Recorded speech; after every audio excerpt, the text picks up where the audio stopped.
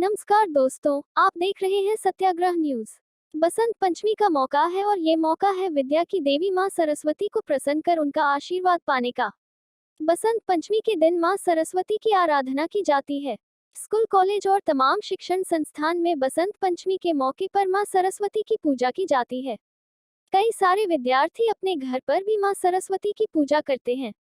तो चलिए हम आपको कुछ आसान सी विधि बताते हैं जिससे आप खुद भी मां सरस्वती की आराधना कर सकते हैं। साथ उन पूजा सामग्रियों के बारे में भी बताएंगे जिनकी पूजा करते समय जरूरत पड़ सकती है।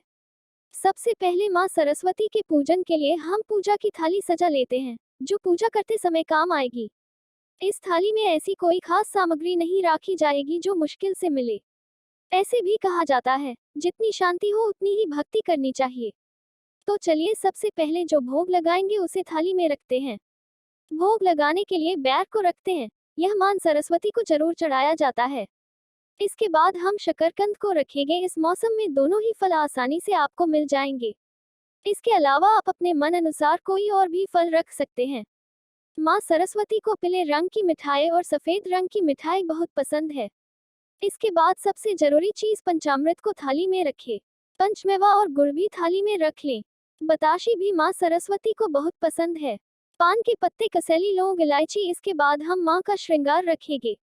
मां के लिए पीले वस्त्र, आप चाहे तो उन्हें सफेद वस्त्र भी चढ़ा सकते हैं। इसके बाद मां को अबीर जरूर अर्पित करते हैं।